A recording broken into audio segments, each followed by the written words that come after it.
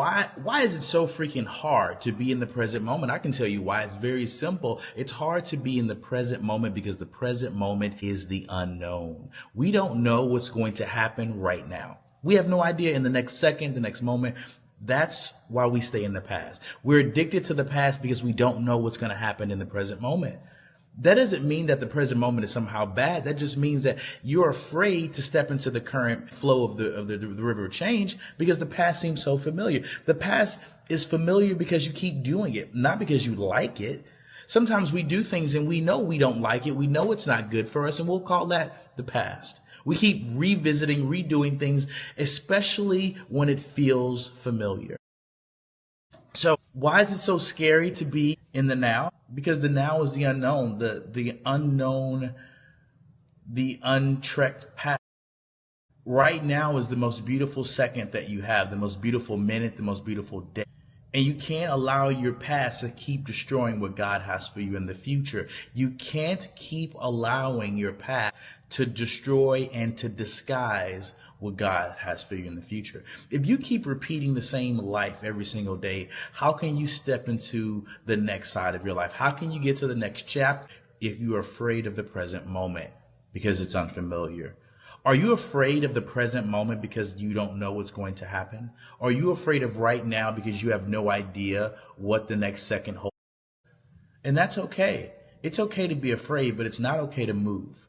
You have to feel the fear of being in the present moment and stay there anyway. Feel the fear of the present moment right now and stay there anyway. Why? Because you already know what yesterday was like. You already know what your past has in store. I know we don't know what our future has in store for us, but we definitely know what the past. And it's time to let the past stay where it is and move forward to a bigger and a better and a brighter. But you can't do that if you're addicted to the past. You can't do that if you're afraid of the present moment. You can't do that by being trapped by your emotions. Every problem that you have has an emotion attached to it. There's nothing that comes along in your life that happens where it's not an emotion that's tied to it that shares with you. Okay, wait a minute. When I feel this, typically is when I get rid.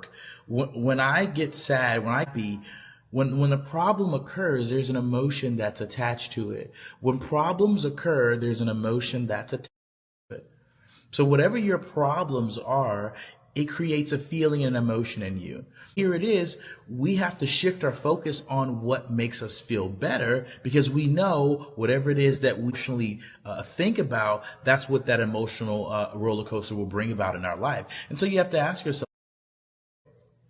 if every problem, if every situation has an emotion attached to it, what things can I do that keep me emotionally happy? What things can I do? And you can write this down.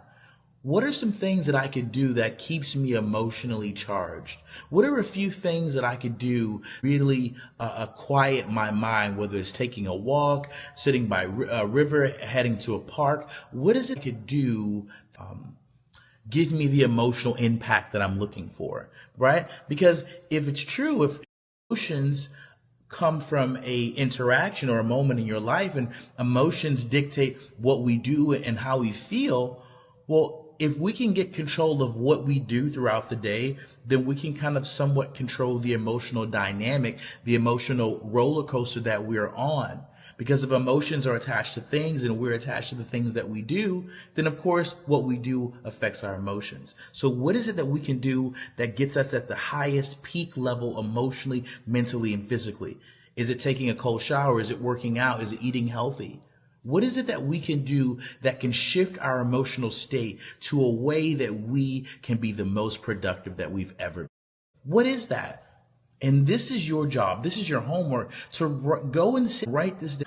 Every emotion. What emotions would I like? That's a good one. You can start your day with that one. What emotions would I like today? Because what you're going to do, that's going to create the feeling within inside of you. Whatever you're going to do throughout, that's what's going to shape and mold your emotional, mental, and spiritual.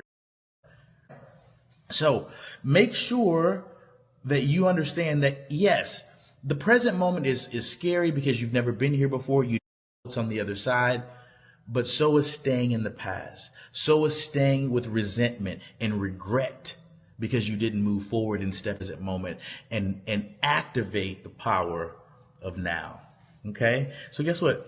Feel the fear, do it anyway. The present moment is on your side. Now is on your side. Later, and procrastination is the fear, is the killer of all fascination, killer of your imagination. Do not let fear, the false evidence appearing real, don't let it stop you.